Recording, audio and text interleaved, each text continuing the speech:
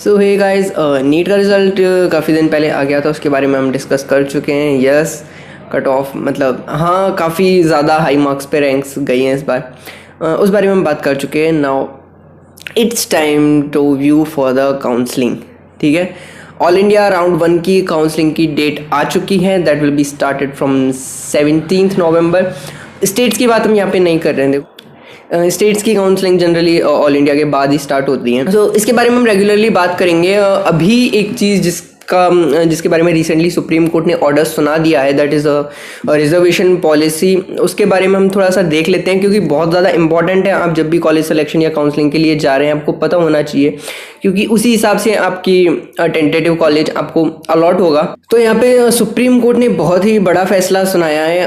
यहाँ पे एक आर्टिकल आपकी स्क्रीन पे शो रहा होगा, ठीक है, और इसमें लिखा हुआ है the supreme court on Thursday passed an order which allowed all the OCI candidates to participate in NEET UG 2021 counselling in general category. ठीक है, तो OCI कैंडिडेट्स, ये पेटिशन अभी फाइल हुई थी, तो OCI कैंडिडेट्स जो भी है, ठीक है, OCI का बेसिकली मैं आपको मतलब बता दूं, OCI का मतलब होता है ओवरसीज सिटीजन्स ऑफ इंडिया। ठीक है, जो बेसिकली बॉर्न इंडियंस होते हैं बट रिजाइड कहीं और कर रहे हैं। ठीक है, तो अब मैं आपको बता दूं कि इनकी जो काउंसलिंग पहले होती थी, ठीक है, वो NRI कोटे के अंदर होती थी, तो इनको सीट्स NRI कोटे के अंदर अलॉट की जाती थी। बट अब OCI कैंडिडेट्स हैं, उनके लिए तो ऑब्वियसली अच्छी खबर है कि वो अब ओपन सीट्स, जो भी ओपन मतलब अनरिजर्व्ड कैटेगरी की होती है, जनरल वाली ओपन सीट्स होती हैं, वो उनमें अब आराम से अपनी काउंसलिंग करा सकते हैं, सीट्स गेट कर सकते हैं। ठीक है, NRI कोटा अभी भी NRI कैंडिडेट्स के लिए रिजर्व्ड है।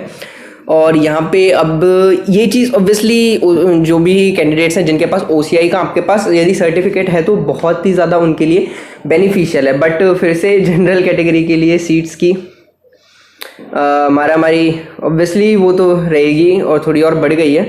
चलिए, मेरा ट्राइपॉड ख़राब हो गया, तो मेरे को इसे हाथ से होल्ड करना पड़ रहा है, कोई बात नहीं। ठीक है, इस आर्टिकल को एक बार रीड करते हैं। ठीक है, the court come order comes petition, वो पेटिशन फाइल की गई थी challenging a notification issued by the ministry of home affairs to treat them at par with NRI for the purpose of college admissions. ठीक है, ये वही बात है कि इनको NRI से अलग रखा जाए, और सुप्रीम कोर्ट मान भी गया। ठीक है, इसमें चीज़ में एक और चीज़ जो आपको, ठीक है, इसमें फोकस करनी है, दैट इसमें देखो लास्ट में लिखा हुआ है इसी आर्टिकल में, this interim order is confined to 21-22।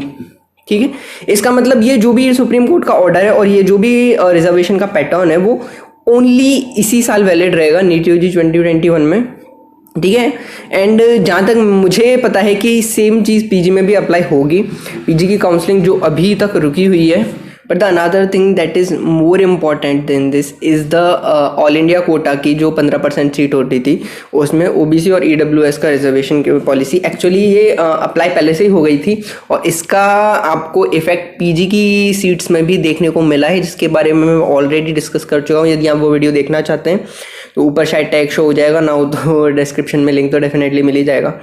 तो बेसिकली आपने देखा था कि PG में हो क्या रहा था। पहले मैं इसके बारे में बात कर लेता हूँ कि ये क्या है, मतलब ऑल इंडिया को OBC और EWS का। एक्चुअली आपको पता है कि OBC को 27% सीट्स होती हैं और EWS की 10% सीट्स होती हैं। ठीक है, बट मतलब पहले क्या था कि ये जो भी 27 और 10% सीट्स थी, ये ऑल इंडिया कोटा की जो 15% सीट्स की काउंसलिंग होती है, ठीक है, उसमें ये चीज़ अप्लाई नहीं होती। ठीक है, क्लियरली सेइंग OBCs और EWS वहाँ पे अनरिजर्व्ड कैटेगरी में ही होती थी till the last year. But इस ईयर से ये आप देख सकते हैं, स्क्रीन पे शो होगा that it has been decided by the government of India to implement 27% OBC reservation and 10% EWS reservation and 15% undergraduate all India quota seats, MBBS और BDS दोनों की। ठीक है, तो इसका सीधा मतलब ये कि 15% जो सीट्स हैं उसमें अब टोटली रिजर्वेशन पॉलिसी लग चुकी है। तो यहाँ पे भी हालत सेम नीट PG जैसी हो चुकी है। ठीक है, अब 15% SC का 7.5%,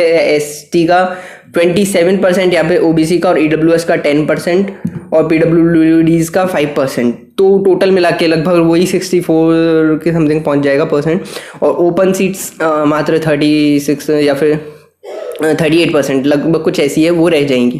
ठीक है, तो फिर से ओबीसी जो भी इस कैंडिडेट्स हैं उनके लिए तो बहुत ही ज़्यादा बेनिफिशियल होने वाला है। तो भाई साहब आपको ठीक है, यदि आपको ऑल इंडिया कोटे से सीट लेनी है, नहीं लेनी है, स्टेट कोटा का तो सेम पैटर्न रहेगा, ठीक है। स्टेट कोटा के बारे में हम अलग से बात करेंगे, बट यदि आपको ऑल इंडिया कोटा से लेनी है तो ये बहुत ही ज़्यादा बेनिफिशियल होने वाला है आपके लिए इस साल। और यदि आपके पास EWS सर्टिफिकेट है तो भी, और जनरल के स्टूडेंट्स की यदि मैं बात करूँ तो आपके देखो सच बताएं इसका इफेक्ट पीजी में मैंने बता दिया था कि हाई मेरिट पे भी जिनको डिजायर्ड ब्रांचेस थी वो नहीं मिल पा रही थी, ठीक है। अब एक्चुअली ये जो रिजर्वेशन देने का माहौल है इसके पीछे गवर्नमेंट का एक्सप्लेनेशन ये कि हमने सीट्स बढ़ा दी हैं, तो इसीलिए जनरल के स्टूडेंट्स के लिए अभी भी उतनी सीट्स हैं। But the most important effect जो आपको देखने को मिलता है वो होता है बड़े कॉलेजेस में या फिर टॉप के कॉलेजेस में जो हाई प्रायोरिटी कॉलेजेस होते हैं। एग्जांपल एम्स हो गया, ठीक है, MAMC हो गया, क्योंकि उनमें तो सीट्स उतनी ही हैं जितनी पहले थी। तो वहाँ पे पॉइंट आता है कि आपकी मेरिट हाई है फिर भी आपको वो कॉलेज नहीं मिल पाता, आपको किसी लोअर कॉलेज से सेटिस्फाई करना पड़ता है। So this is the thing you should know before counselling, ठीक है। इसके बाद भी और भी कुछ अपडेट्स आएंगी तो उसके बारे में हम डेफिनेटली डिस्कस करेंगे, हम आपको इन्फॉर्म कर देंगे। उसके लिए प्लीज़ चैनल को सब्सक्राइब कर दीजिएगा और बेल आइकन प्रेस कर दीजिएगा। Till then tata bye bye, see you. Counselling के बारे में हम रेगुलरली अपडेट करते रहेंगे और आपकी कोई भी क्वेरी हो तो उसको कमेंट सेक्शन में पूछिएगा। तब तक के लिए tata bye bye, see you.